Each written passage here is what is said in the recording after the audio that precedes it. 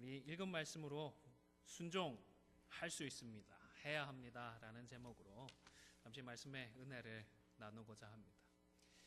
이번 주간에 한국에 계신 장인어른에게 카톡으로 좋은 글을 하나 받게 되었습니다.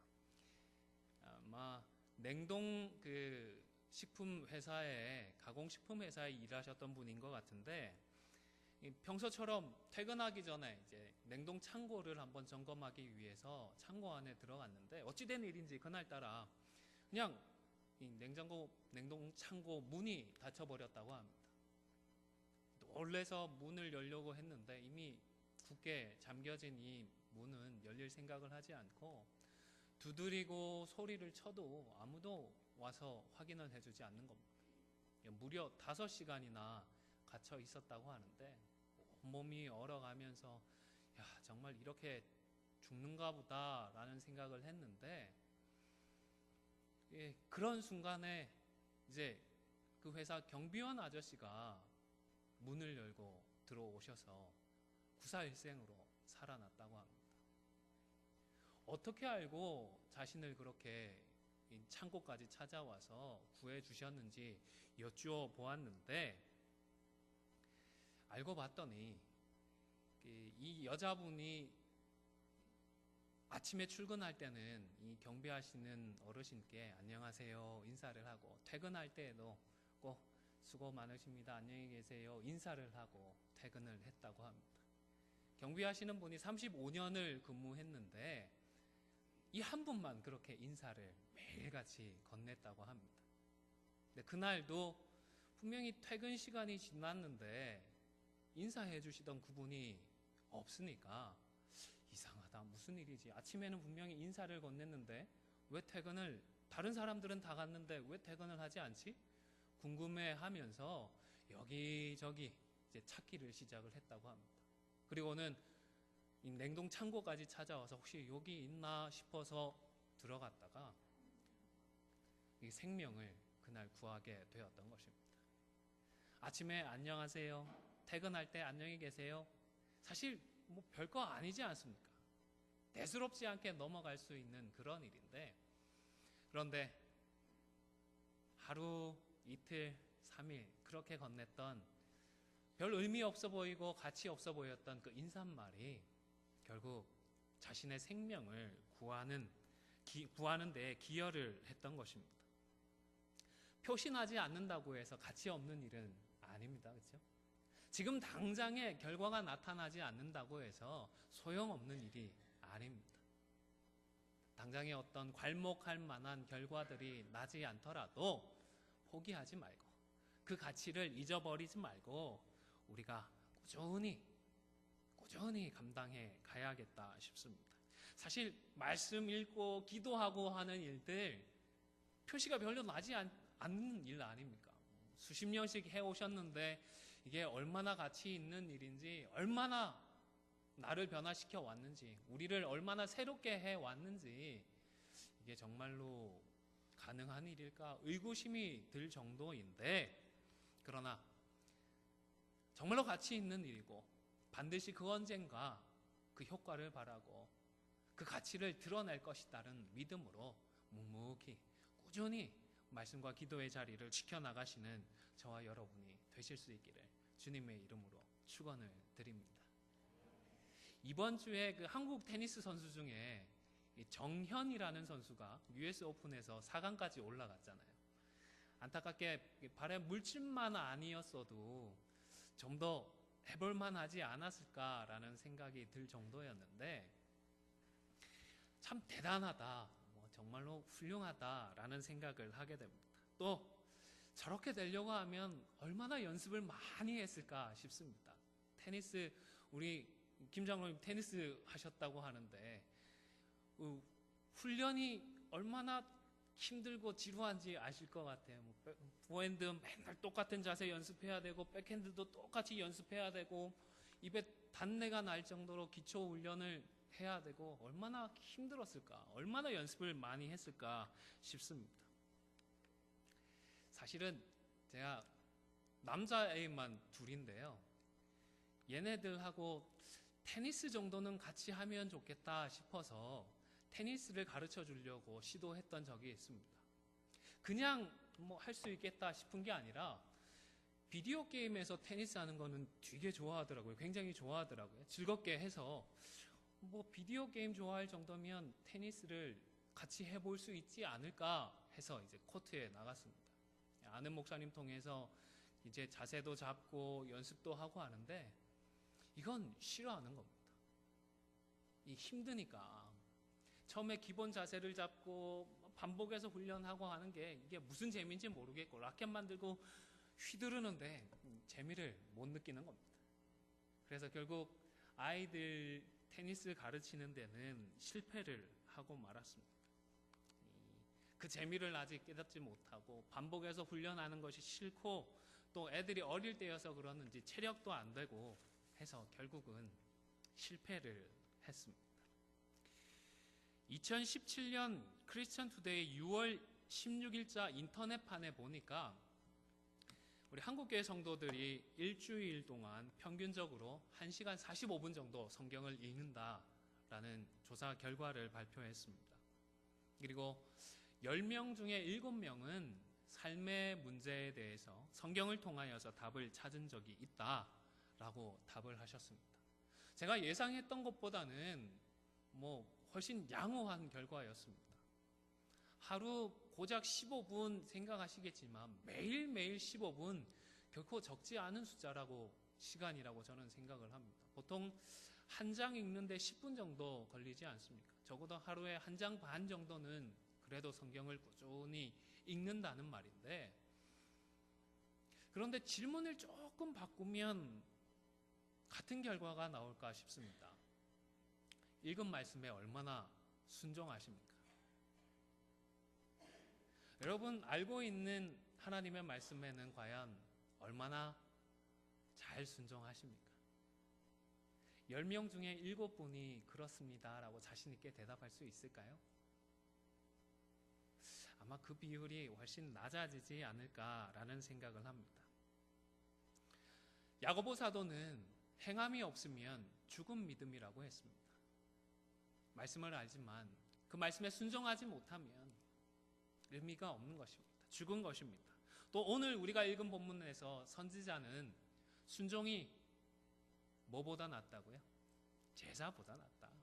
아무리 예배 잘 드리고 아무리 경건의 모양이 있다 하더라도 하나님의 말씀에 순종하는 것이 더 중요하고 더 가치 있는 일이고 하나님께서 기뻐하시는 일임을 분명히 했던 것입니다. 사랑하는 성도 여러분, 하나님의 말씀을 아는 자리에 그치지 말고 순종하는 자리로까지 함께, 혼자만 나가지 마시고요, 우리 함께 나아가실 수 있기를 바랍니다. 그런데 참 순종하기가 쉽지 않잖아요. 제가 질문을 바꾸어서 얼마나 말씀에 순종하십니까 했더니 당장에 저부터도 목사인데 잘하고 있나라는 생각이 드니까요. 왜 순종이 잘 안 될까요? 왜 순종을 못할까요? 아마 제일 큰 문제는, 제일 먼저 확인할 수 있는 문제는 몰라서가 아닐까 싶습니다. 성경을 모르니까, 성경에 어떤 하나님의 말씀이 나와 있는지 잘 모르니까 말씀에 순종을 못하는 것이 아닌가 생각을 합니다. 저희 큰애가 어렸을 때에 유치원에 다닐 때 일입니다. 유치원에 있던 다른 동료 친구들이 좀 괴롭혔던 것 같아요. 그런데 반응을 안 하고 가만히 있더라는 겁니다. 유치원에 픽업 갔다가 와이프가 봤던지 아마 선생님이 알려주셨든지 했던 것 같은데 옆에서 친구들이 조금 괴롭히는데도 그냥 가만히 있더라는 겁니다. 집에 나중에 제가 퇴근을 하고 얘기를 나누면서 왜 그랬니 했더니 그럴 때에 어떻게 반응을 해야 될지 몰라서 그냥 가만히 있었다는 겁니다. 모르면 못하지 않습니까? 그래서 그날 어떻게 할까 고민을 하다가 다음번에 혹시 그런 일이 있으면 눈을 똑바로 힘을 주고 쳐다보면서 하지 말라고 얘기를 해보라고, 한 2번, 3번 정도 눈에 힘을 딱 주고 하지마 해보라고 그렇게 말을 했습니다. 그런데 얘가 그렇게 반응이 신통치 않았습니다. 그래서 내가 그 당시 제가 강도사였거든요. 강도사이지만 그래도 설마 그런 일이야 생기겠어? 한 3번 정도 하지 말라고 말하고 안 되면 한 대 쥐어 박아봐. 그렇게 얘기를 했습니다. 설마 그렇게까지 할까 생각을 하고 얘기를 했거든요. 그리고 다음날 유치원에 아주 기분 좋게 다녀오는 겁니다. 그리고 있었던 일을 자랑을 합니다. 유치원에 가서 큰 소리를 쳤답니다. 우리 아빠가 이제 때려도 된다고 했어. 그리고 나서 한마디를 더 붙였답니다. 우리 아빠 무슨 교회 강도사님이야 까지. 그 바로 앞에, 유치원 바로 앞에 교회가 있으니까 더 붙여서 자랑을 했다고 해서 얼마나 민망했던지 그런 기억이 있습니다. 몰라서, 모르니까 하지 못하는 경우들이 있습니다. 말씀도 모르니까 안 하는 경우, 못하는 경우가 있지 않을까 생각을 합니다. 그래서 우리가 말씀을 배우는 자리에는 더 즐거이 나가야 하고 더 열심을 품고 말씀을 배우는 자리로 나아가야 한다 싶습니다. 그런데 아마 우리 안디옥 교회 성도들 대부분은 다들 말씀을 많이 읽으시고, 그 설문조사에는 일주일에 1시간 45분이다 그러는데 우리 교회 성도님들은 훨씬 더 읽으시는 것 같아요. 제가 보니까 우리 옛날 주보를 넘겨봐도 일독하고 나서 교회에서 시상을 했던 기록들이 있던데 1년에 3독, 4독까지 하시는 분이 계시더라고요. 얼마나 기쁘고 자랑스러웠는지 모릅니다. 성경을 확실히 다른 교회보다는, 다른 교회 성도들보다는 더 많이 아시는 것 같아요. 그래서 우리 교회의 경우에는 몰라서 순종하지 못하는 일은 적지 않을까라는 생각을 합니다. 그럼에도 불구하고 디모데후서 3장 16절 말씀을 같이 한번 읽어보실까요? 시작! 모든 성경은 하나님의 감동으로 된 것으로 교훈과 책망과 바르게 함과 의로 교육하기에 유익하니 했습니다. 기본적으로 성경이 우리를 교훈하기 위함이고 교육하기 위함입니다. 그렇기 때문에 계속해서 말씀을 통하여 우리는 하나님의 뜻을 배워야 합니다. 설교도 종류가 꽤 다양한 것 같습니다. 그런데 개인적으로는 아마 여러분이 선호하는 것과는 조금 다를 수 있지만 가르치는 설교를 좋아합니다. 성경을 주신 의도와 더 부합하기 때문이라고 생각을 하는데요. 저만 그런 것이 아니라 우리 예수님도 배움에 대해서 중요하게 생각을 하셨습니다. 마태복음 11장 29절의 말씀도 같이 한번 읽어보겠습니다. 시작! 나는 마음이 온유하고 겸손하니 나의 멍에를 메고 내게 배우라. 그리하면 너희 마음이 쉼을 얻으리니. 그렇죠? 예수님도 내게 뭐 하라고 하셨죠? 배워라. 배움에 대해서 우리 예수님도 강조를 하셨습니다. 우리는 마음의 쉼이 필요하고 위로가 필요합니다. 힐링이 필요한데 그것을 위해서 예수님께서 주시는 솔루션은, 해결책은 뭐죠? 배워야 한다. 배워야 한다. 뭔가 위로해주는 말, 격려해주는 말, 뭔가 으쌰으쌰 해줄 수 있는 그런 분위기가 우리에게 필요할 것 같은데, 그런데 참된 쉼, 안식을 위해서는 배움이 필요한 것입니다. 예수님도 우리가 말씀을 배워야 한다는 이 사실을 강조하셨던 것입니다. 말씀드렸던 것처럼 힘써 말씀을 계속해서 배워나가실 수 있는 우리 모두가 되시기를 바랍니다. 말씀을 몰라서도 순종하지 못하기는 하지만 또 다른 경우에는 능력이 안 돼서, 능력이 없어서 순종 못하는 경우도 있지 않을까 생각을 합니다. 서두에 테니스 선수 정현 선수를 언급을 했는데 정현 선수만큼 연습을 하는 선수들이 없을까요? 있어요. 프로가 아니더라도 아마추어만 하더라도 테니스가 좋아서 못지않게 열심히 훈련받는 선수들이 많이 있다고 생각을 합니다. 그런데 그렇게 연습을 많이 한다고 해서 전부가 정현 선수처럼 페더러 선수처럼 그렇게 잘하는 것은 아니지 않습니까? 노력만으로는 극복하기 힘든 그런 한계는 분명히 있는 것 같아요. 음악도 그렇고 미술도 그렇습니다. 어렸을 때 부모님이 피아노 좀 배워라 해서 저도 바이엘까지는 했었는데요. 체르니 넘어가니까 안 되더라고요. 아무리 어머니가 좀 해라 해도 안 되고요. 또 우연찮게 중학교 때 그 담임 선생님이 미술 선생님이셨는데 저를 예쁘게 보셔가지고 너 재능이 있는 것 같다. 미술부에 들어와서 그림 좀 배워봐라. 3년 동안 열심히 배웠거든요. 근데 어느 정도 선에 딱 올라가니까 더 이상 성장하지를 않는 겁니다. 그래서 그 중학교 역사상 유일하게 제대로 나가서 입상하지 못하고 졸업했던 미술부 부장으로 기록에 남고 말았습니다. 해도 안 되는 건 안 되더라고요. 말씀도 아는데, 이래야 되겠다 아는데 능력이 없으면 못 하잖아요. 하나님 우리에게 사랑하라고 말씀을 하십니다. 심지어 원수까지 사랑하라고 말씀하시는데 내가 그 능력이 없으면 어떻게 사랑할 수 있습니까? 우리 주님 우리에게 죄와 싸워서 이기라고 말씀을 하셨는데 죄와 싸워서 이길 능력이 없으면 어떡하죠? 능력이 없으면 할 수가 없는 것입니다. 구약 성경만 봐도 이스라엘의 역사는 죄를 이기지 못하는 실패와 실패를 거듭한 역사였습니다. 아무리 말씀을 주셔도 그 말씀을 끝까지 제대로 지켜나간 경우가 없었습니다. 능력이 없으니까, 능력이 안 되니까 우리는 말씀에 순종을 못하는 것입니다. 그런데 이것에 대한 해결책으로 우리 하나님은 저와 여러분에게 예수님을 보내어 주셨습니다.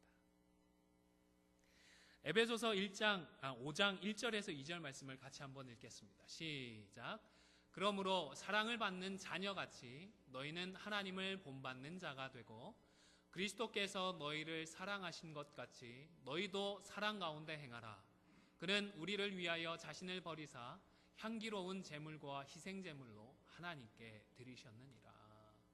우리에게 사랑할 능력이 없는 것을 아시기 때문에 원수까지도 사랑하라고 말씀을 하시지만 우리의 본성상 그것이 안 되는 걸 아시기 때문에 주님께서 직접 오셨습니다. 그리고 오셔서 사랑하는 것이 무엇이다, 사랑하는 것 정말로 할 수 있다, 그 사실을 몸소 보여주셨다는 것입니다. 여러분 자녀들 사랑하시죠? 어떻게 그런데 자녀들을 사랑하세요? 우리의 부모님이 나를 사랑해 주셨던 것들을 기억하고 우리 자녀들 사랑하시지 않습니까? 내가 받았던 사랑, 거기에 조금 더 보탤 수도 있고 부족할 수도 있지만 기본적으로는 내가 나의 아버지에게, 어머니에게 받았던 그 사랑을 기억하며 우리도 우리 자녀들을 사랑하지 않습니까? 우리에게는 사랑할 능력이 없지만 또 우리는 죄와 싸워서 이길 능력이 없지만 우리 주님이 오셔서 우리를 먼저 원수와도 같은 우리를 사랑해 주셨고 우리의 죄를 짊어지고 십자가를 감당하셨고 우리에게 어떻게 죄와 싸워서 이길 수 있는지를 보여주셨습니다. 그렇기 때문에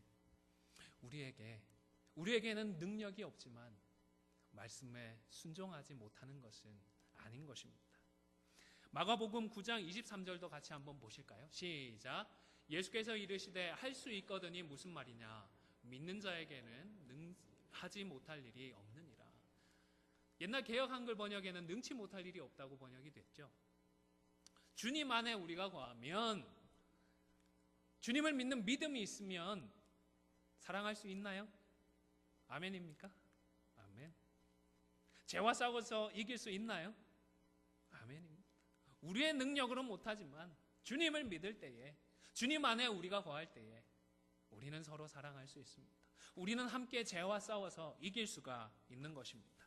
빌립보서 4장 13절 유명한 말씀이죠. 잘 아시는 말씀이죠. 한 번 더 읽겠습니다. 시작. 내게 능력 주시는 자 안에서 내가 모든 것을 할 수 있느니라. 내게는 사랑할 능력이 없고 나는 죄와 싸워 이길 능력이 없는데 주님께서 내게 그 능력을 주시니까 우리는 다 이길 수가 있는 것입니다. 주 안에 거하면 주님께서 주시는 능력으로 우리는 승리할 수가 있는 것입니다. 순종할 수가 있는 것입니다. 애들이 완전히 훨씬 더 어릴 때에는 테니스 이전에 수영을 좀 가르쳐 주려고 했습니다. 이건 아마 생존에 필요한 것 같아서 안전하겠다라는 곳에 데리고 가서 이게 수영을 하려고 하면 몸에 힘을 빼고 또 이렇게 쭉 뻗어서 물에 뜨는 느낌부터 익혀야 되고 뭐 발은 어떻게 하고 손은 어떻게 하고 설명을 해줬습니다. 그리고는 해보라고 하면서 물에 띄워놓고 이제 한쪽 손으로 배를 살짝 받쳐주었습니다. 그러니까 뜨잖아요. 그래서 자신 있게 이렇게 손도 발도 해보면서 수영을 하고 있는데 되겠다 싶어서 이제 조용히 손을 뺐습니다. 받쳐두는 힘이 빠지니까 꼬르륵 하고 가라앉았죠. 그리고 연습을 하다가 물을 먹으니까 당황이 되었던 모양이에요. 쩍대고 살려주세요. 말도 잘 못하고 하고 겨우 나와서 하는 말이 아빠 때문에 죽을 뻔했다고. 왜 그러냐고 막 불평을 하고 원망을 하는 겁니다. 제가 죽을 곳에 데리고 갔던 것도 아니고 목욕탕 냉탕에 넣어놓고 일어서면 배꼽 빠지기밖에 안 되는데 그런 곳에 넣어놓고 연습을 시켰는데 죽을 뻔했다고 막 따지는데요. 하나님께서 우리에게 말씀을 주실 때에 어떤 말씀을 주실까요? 우리가 못할 말씀을 주실까요? 아니면 우리가 할 수 있는 말씀을 주실까요? 아멘입니다. 하나님 저와 여러분에게 할 수 있기 때문에 해야 하기도 하지만 할 수 있기 때문에 감당할 능력이 있기 때문에 우리에게 능력이 없으면 그 능력을 주셔서라도 그 말씀을 따라갈 수 있도록 그 말씀에 순종함으로 말씀의 열매를 맺어갈 수 있도록 우리에게 말씀을 주시는 분이심을 꼭 기억하는 저와 여러분이 되실 수 있기를 바랍니다. 또 다른 이유 하나가 이게 사실 좀 골치 아픈 것 같은데요. 알기도 알고 능력도 되는데 하기 싫어서 안 하는 경우들이 있는 것 같습니다. 하나님 마음도 알겠고 내가 어떻게 해야 하는지도 알겠는데 내 마음이 하기 싫은 걸 어떡합니까? 성경만 봐도 그런 인물들이 꽤 있습니다. 요나 기억하시죠? 요나 선지자 하나님의 마음을 누구보다도 사실은 잘 알았습니다. 내가 이렇게 하면 하나님께서 저렇게 하시겠지 예측까지 했던 그런 인물입니다. 능력도 되었습니다. 이미 선지자로서 탁월한 능력을 보여줬던 사람입니다. 하나님의 뜻대로 왕의 앞에 나가서 말씀을 선포했고 그 말씀대로 하나님께서 역사하시는 그 은혜를 목격했던 그런 사람입니다. 몰라서도 아니고 능력이 없어서도 아닌데 말 그대로 싫어서 말씀에 순종하지 않았던 것입니다. 여러분은 말씀에 몰라서 순종을 못하십니까? 아니면 능력이 없어서 순종을 못하십니까? 아니면 순종하기 싫어서 순종을 안 하십니까?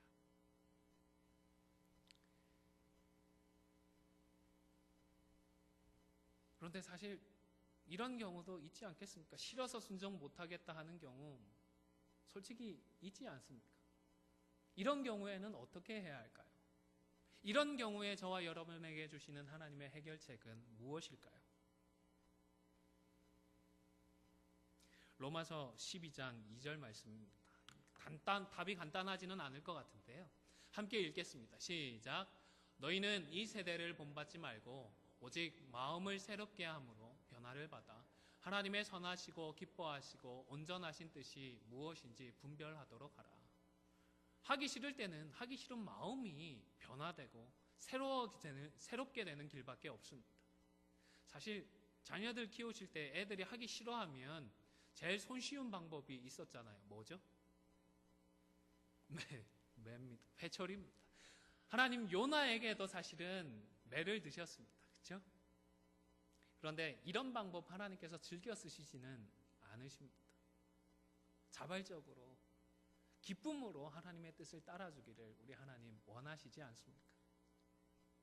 앞서도 말씀드렸지만 그렇기 때문에 하나님은 예수님을 보내주셨습니다. 내가 정말로 해줄 수 있는 게 이까지다. 여기까지다. 예수님을 보내주셨습니다. 여기까지 할 테니까 이제는 예수님을 봐서라도 너희들이 자발적으로 좀 내 뜻을 따라주면 좋겠다. 저와 여러분에게 말씀하시는 것 아니겠습니까? 십자가를 기억하며 마음을 새롭게 하실 수를 있기를 바랍니다. 예수 그리스도의 보혈을 기억하며 스스로 마음을 돌이킬 수 있기를 바랍니다. 뿐만 아니라 하나님께서 이전에 내게 은혜 주셨던 그 은혜의 자리를 다시 좀 찾을 수 있기를 바랍니다. 로이드 존스 목사님께서 책에서 창세기 본문을 가지고 설교를 하시면서 이삭이 아버지 아브라함이 팠던 우물을 찾아가며 계속해서 우물을 팠던 그 본문으로 설교를 하시면서 단순히 그건 우물을 파라는 교훈이 아니라 우리에게는 내가 이전에 은혜 받았던 자리를 다시 찾아가서 그곳에서 똑같이 하나님의 은혜를 구해보라는 교훈으로 적용을 하셨더랬습니다. 지금까지 살아왔던 삶을 한번 돌아보시기를 바랍니다. 하나님께서 어떤 경우에 은혜를 주셨습니까? 부흥회 때 은혜 받으신 분도 계실 테고, 수련회에 가서 은혜 받으신 분도 계실 테고, 퀴즈 대회를 하면서 마음의 변화를 받으셨던 분도 계실 테고, 성경 공부가 그렇게 은혜가 되셨던 분도 계실 테고, 암송대회 하며 온갖 행사를 통하여서 은혜를 받으셨던 분도 계실 것입니다.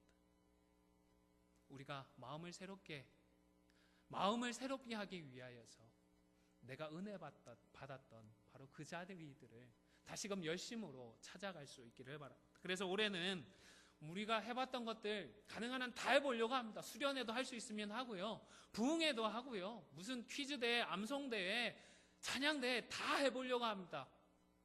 어떻게 할까요? 어떻게 할까요? 해봐라 그러실까요? 해보자 그래 다시 좀 해보자 하실 수 있는 저와 여러분이 되시기를 바랍니다. 해봐야 합니다. 애써야. 김문은 목사님께서 농담 삼아 그러시던데, 애를 놓으려면 애를 써야 애가 나오지 않냐고. 하다못해 애를 써야, 죄송합니다, 설교 시간인데, 애를 써야 변도 나오지 않냐고. 우리가 노력하고 애를 써야 하나님께서 하나님의 때에 하나님께서 허락하시는 그 은혜를 맛볼 수 있지 않겠습니까? 하나님께서 언제 은혜를 다시 주실까요? 하나님께서 언제 역사해 주실까요? 저는 잘 모르거든요. 여러분은 아세요? 분명히 하나님의 때가 있다는 건 아는데 언제 그 때를 허락해 주실지는 아무도 모릅니다. 모르기 때문에 그냥 가만히 있으면 분명히 내가 없었던 그곳에 하나님께서 은혜를 주시고 하나님 역사해 주셔도 내가 거기에 없으면 은혜를 누리지 못합니다. 하나님의 역사를 목격하지 못하는 것입니다. 전도서 3장 17절 말씀입니다. 시작. 의인과 악인을 하나님이 심판하시리니 이는 모든 소망하는 일과 모든 행사에 때가 있음이라 하였으며, 이는 모든 소망하는 일과 모든 행사에 때가 있음이며, 하나님께서 심판하신다는 것에 대해서 분명히 얘기하기 위한 근거로 이 뒷부분을 말씀을 하는데, 중요한 것은 일에는, 행사에는 하나님의 때가 있다는 것입니다. 하나님께서 분명히 은혜를 주실 때가 있고 우리를 만나 주실 때가 있고 우리 가운데 역사해 주실 때가 있는데 우리는 모르니까 가능한 한 열심을 내어서 은혜 주실 만한 곳, 과거에 우리에게 은혜를 주셨던 그 자리로 열심을 품고 이제 나아가 보자는 것입니다. 그러면 하나님께서 은혜를 주실 때에 그 은혜를 최소한 미스하지는 않는 것 아니겠습니까? 여러분, 우리에게는 열심이 필요합니다. 특심도 필요합니다. 하나님께서 우리에게 은혜 주실 만한 곳, 또 하나님께서 과거에 우리에게 은혜 주셨던 그곳들을 올 한 해 열심을 품고 특심을 가지고 그 자리를 즐겨 찾는 우리 모든 성도들이 되실 수 있기를 바랍니다. 옛날에 다 해봤는데 이번에는 안 될 것 같은데 이제는 내가 좀 힘든데, 이런 마음 갖지 마시고요. 해보자. 그래, 해보자. 올해 다시 한번 해보자 하는 한 마음으로 열심을 품고 나아가는 저와 여러분이 되실 수 있기를 바랍니다. 말씀을 이제 정리하고자 합니다. 순종 못하는 이유 3가지를 말씀드렸습니다. 첫 번째는 몰라서였고, 두 번째는 능력이 없어서였습니다. 그리고 세 번째는 하기 싫어서 우리 마음이 문제였습니다. 올 한 해 혹 모르는 것이 있다면 열심히 배우셔서 더 알아가실 수 있기를 바랍니다. 뿐만 아니라 내게는 능력이 없지만 우리 하나님께 간구하셔서 하나님께서 주시는 능력으로 말씀에 순종하여 말씀의 열매를 맺혀나가는 저와 여러분이 되실 수 있기를 바랍니다. 무엇보다 하기 싫은 마음, 이제는 안 될 것 같다라는 부정적인 마음이 있으십니까? 마음의 변화를 받아야 합니다. 마음이 새롭게 되어야 합니다. 하나님께서 언제 역사해 주시고 하나님의 때가 언제일지는 모르지만 그렇기 때문에 은혜 주실 만한 곳, 또 내게 은혜 주셨던 바로 그것을 더욱더 열심으로 찾아 나아가는 저와 여러분이 되셔서 올 한 해 하나님의 말씀의 풍성한 열매와 또한 초대교회에 있었던 그런 폭발적인 성령의 역사들까지도 체험할 수 있는 저와 여러분이 되시기를 주님의 이름으로 간절히 축원을 드립니다.